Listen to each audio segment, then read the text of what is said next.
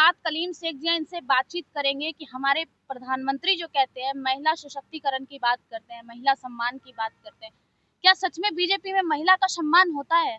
हाँ, महिला का सम्मान होता है। बीजेपी के नेता कार में बिठाते हैं, फिर ले जाकर हाईवे में पूरा इसको नंगा करके हाईवे पर पौन बनाते हैं। तो इससे बड़ा सम्मान और क्या हो सकता है। 130 जो है बीजेपी के मैनपुरी का नेता का जो है बेटा 130 वीडियो पौन वायरल करता है, तो इससे ज़्यादा सम्मान की बात क्या हो सकती है। आपको पता है कर्नाटक का जो है वो मंत्री का बेटा जो है कितने उसके वीडियो वायरल हैं, उसको खड़ा करके प्रधानमंत्री कहते हैं कि इसका हम एक वोट मोदी को आएगा, इसको दिया गया वोट। तो ये तो सम्मान की बात है और आपको सम्मान करना चाहिए। और जो सिंदूर घर घर बंटवा रहे हैं, मुझे लगता है उसे कुलदीप सिंह सेंगर से बंटवाना चाहिए, चिन्मयानंद से बंटवाना चाहिए। वो जो धनगढ़ जो है ना धाकड़, तो धाकड़ को भेजना चाहिए सिंदूर देके महिलाओं के पास। अच्छा, ये इतने बड़े बड़े महान हस्तियां हैं बीजेपी में, उन्हें भेजना चाहिए, मेरे को ऐसा लगता है। उनका एक स्लोगन भी है कि बेटी बचाओ बेटी पढ़ाओ, तो इसको कैसे देखते हैं? मोदी जी ने पटाओ कहा था, आपने नहीं सुना था? मोदी जी ने पटाओ कहा था। पटाओ कहा था, बाद में वो लेकिन लिखा था बाद में भाजपाइयों ने कहा स्लिप ऑफ टंग, ठीक है, तो वो स्लिप ऑफ टंग वो होता है। फिर मोदी जी ने ये भी कहा था कि महिलाएं फोटो लगा के अचार बेचेंगी तो ज्यादा बिकेगा, ठीक है ना। तो ये सब बातें हैं, कहने सुनने की बात है। और बेटियों की उत्तर प्रदेश में क्या हालत है, ऐसा कोई दिन ना हो कि बलात्कार की खबरें नहीं आ रही है, हत्याओं की खबरें नहीं आ रही है बेटियों की। और वो छोड़िए, ये अभी तो ऐसा समाज कहाँ ले जाके बीजेपी ने खड़ा कर दिया कि आपने देखा कि आज एक भैंस पाड़ी का बलात्कार हुआ। तो अब तो ये घोर कलयुग है मुझे लगता है, और ये सारा कुछ मुझे लगता है समाज में ये सब बीजेपी की देन है। अच्छा, उत्तर प्रदेश में कहा जाता था कि पहले लड़कियों का बाहर निकलना मुहाल था, लेकिन जब से हमारे योगी जी आए हैं, व्यवस्था लड़कियों के लिए बहुत सुधर गया है। लड़कियां सड़क पे घूमती है, बेझिझक घूमती हैं। रोज हत्याएं और रोज बलात्कार हो रहा है, इसकी खबर आपको नहीं आई? बताइए। हंसी आ रही है। बीजेपी देखिए, प्रधानमंत्री जो है सर्कस चला रहे हैं, सरकार नहीं, है ना। तो मैंने एक चंद लाइनें लिखी थी, तो मैं आपके चैनल पे ही सुना देता हूँ। जब से मिली है सत्ता सर्कस दिखा रहा हूँ, अंधभक्त लोग को अपने करतब दिखा रहा हूँ। मंत्री मेरे हैं ऐसे, वो काम क्या करेंगे, नेता मेरे हैं ऐसे, वो काम क्या करेंगे। पोर्न वीडियो वो बनाकर महिला सम्मान करेंगे। यारो बुरा न मानो, यारो बुरा न मानो, ट्रम्प को मना रहा हूँ, मेरी फटी पड़ी है उसको सिलवा रहा हूँ। यही चल रहा है।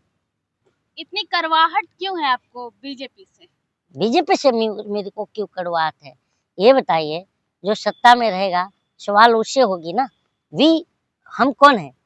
जनता है, जनता है ना। तो हम वोटर हैं, हम वोट करेंगे जिससे। So we have the right to ask question from ruling party and government, because of we are making a prime minister, we are making a सरकार। तो अगर हम प्रधानमंत्री बनाते हैं तो सवाल करने युगांडा के प्रधानमंत्री के पास थोड़ी जाएंगे, हम हमारे प्रधानमंत्री से सवाल करेंगे। तो जब जनता सवाल करती है तो वो देशद्रोही हो जाती है। ये बताइए कि ये इनकी भाषा है, ये भाजपाई कौन होते हैं हमें देशभक्ति का सर्टिफिकेट देने के लिए? हाँ, मेरे पास अगर कोई भाजपाई आए देशभक्ति का सर्टिफिकेट मांगने, तो मेरा सबसे पहला सर्टिफिकेट उनके गाल पे छपेगा। उसका एक रीजन है। अभी हमारा जो गृह मंत्री अमित शाह जी गृह मंत्री है, लेकिन मैं उसको दोगला कहूंगा। वो इसलिए भी कहूंगा कि अभी उन्होंने एक बयान दिया अमित शाह ने कि जो ममता बनर्जी अब क्या कर रही हैं, ऑपरेशन सिंदूर का विरोध कर रही हैं। ये बात कैसे हजम हो गई?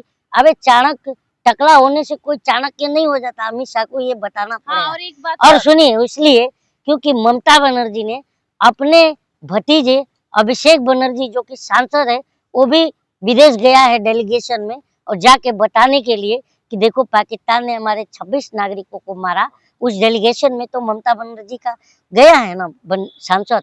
दूसरी बात, और उन्होंने ये कहा कि मुस्लिम वोट बैंक को खुश करने के लिए ऑपरेशन सिंदूर का ममता बनर्जी विरोध कर रही है। अबे नकली चाणक्य, तुझे ये पता होना चाहिए कि एक सम्मानित पद पे लेकिन इज्जत करने का दिल नहीं कर रहा है मेरे को इस नकली चाणक्य को। ये बताओ कि ये मुसलमान कब विरोध किया ऑपरेशन सिंदूर का? ये बताओ, जो ऑपरेशन सिंदूर को लीड कर रही थी वो सुफिया कुरैशी, क्या मुसलमान नहीं थी? ये चाणक्य को बताओ, फर्जी चाणक्य को।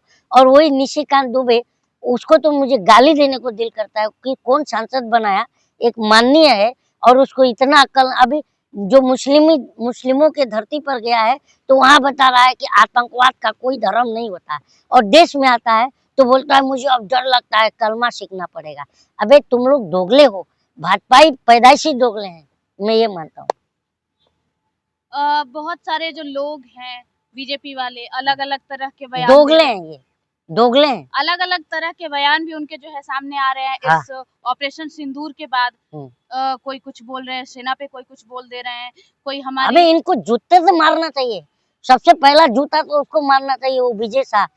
उस साले को उतना जो है सोफिया कुरैशी को आतंकवादी से कंपेयर कर दिया। उसके बाद मध्य प्रदेश का उप मुख्यमंत्री कहता है कि सेना जो है मोदी जी के चरणों में नतमस्तक है। अबे जूते से मारना चाहिए इनको, दौड़ा के मारना चाहिए, नहीं मारना चाहिए? आप इसको सही मानते हैं? जूता निकाल कर मारना चाहिए। सेना जो है वो तो हमारे, और बीजेपी ने इनको अभी तक मंत्री पद पर रखा हुआ है, जबकि मंत्री पद पर से हटा के 2 जूते मारना चाहिए ताकि इनका अक्ल ठिकाने पे आए कि सेना पर तुम अभद्र टिप्पणी करते हो। वो जम्मू कश्मीर का एक विधायक कहता है कि हमारे एयरफोर्स के लोग सो गए थे, ऐसा बयान देता है। अबे तुम लोग सत्ता के नशे में हो। मैं बोला ना, जब से मिली है सत्ता सर्कस दिखा रहे, सर्कस दिखा रहे हैं, सरकार नहीं चला रहे हैं, मुझे ऐसा लगता है। कभी सर्जिकल स्ट्राइक, कभी एयर स्ट्राइक और कभी ऑपरेशन सिंदूर।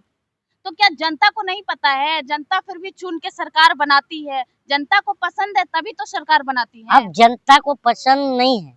आपने देखा मोदी जी अभी सिंदूर बांटने आए थे, कहाँ पर? पटना में। तो मालूम पड़ गया कि ये अपनी बीवी का सिंदूर पोंछ के भागा था, तो पूरी कुर्सियां खाली थी और रंगे हाथ बैरन लौट गए। वही हाल अमित शाह का है, इसी पे इनकी बौखलाहट है। क्योंकि देखिए डॉक्टर मनमोहन सिंह साहब के भी जमाने में जो है सर्जिकल स्ट्राइक हुआ था, उसका नाम था ऑपरेशन जिंजर, आपको पता है ना? ऑपरेशन जिंजर में हमारे सैनिकों ने उनका भी सर काट के लाया। लेकिन हमारे प्रधानमंत्री जो मनमोहन सिंह साहब थे, उन्होंने जिंजर सब जगह बांटा क्या? घरों घरों में अदरक लेके गए थे क्या? नहीं। ऑपरेशन जिंजर नाम दिया था लेकिन बांटा तो नहीं था। तो ऑपरेशन सिंदूर भी बांटना चाहिए क्या? सिंदूर तुम घर घर क्या अबे भाजपाइयों, तुम लोग सतिया गए हो। ये बताओ कि तुमको सिंदूर बांटना चाहिए कि घर घर शिक्षा और रोजगार बांटना चाहिए? हैं? सिंदूर हम खरीद लेंगे, अपनी पत्नी को हम लगा लेंगे, तुम घर घर शिक्षा रोजगार बांटो ना, ये बांटना चाहिए, मैं ये मानता हूँ। कुल मिला के आप क्या कहना चाहेंगे? जिस तरीके से बयान आता है, जिस तरीके से जो है कि भाजपा वाले इस तरीके का काम कर रहे हैं, जैसे कि आपने देखा कि हाईवे पे किस तरीके से कर रहे थे, कुल मिलाकर क्या कहना चाहेंगे आप? देखिए पोर्न वीडियो सही से बन नहीं पा रहा है और जिस एंगल में बनाना चाहिए उस एंगल में बन नहीं पा रहा है।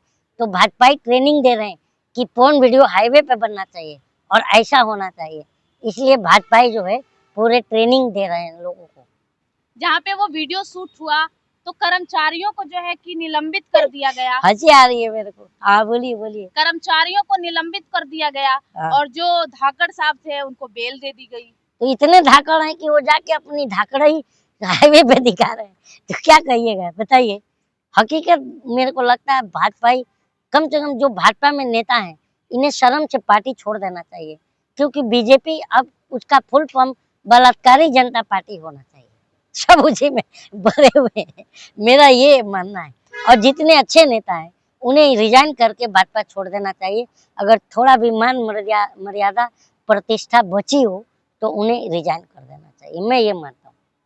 तो देखिए हमारे साथ कलीम शेख थे और इनकी बातों को सुन के आपकी क्या प्रतिक्रिया है हमारे कमेंट बॉक्स में दे सकते हैं। बहुत बहुत धन्यवाद।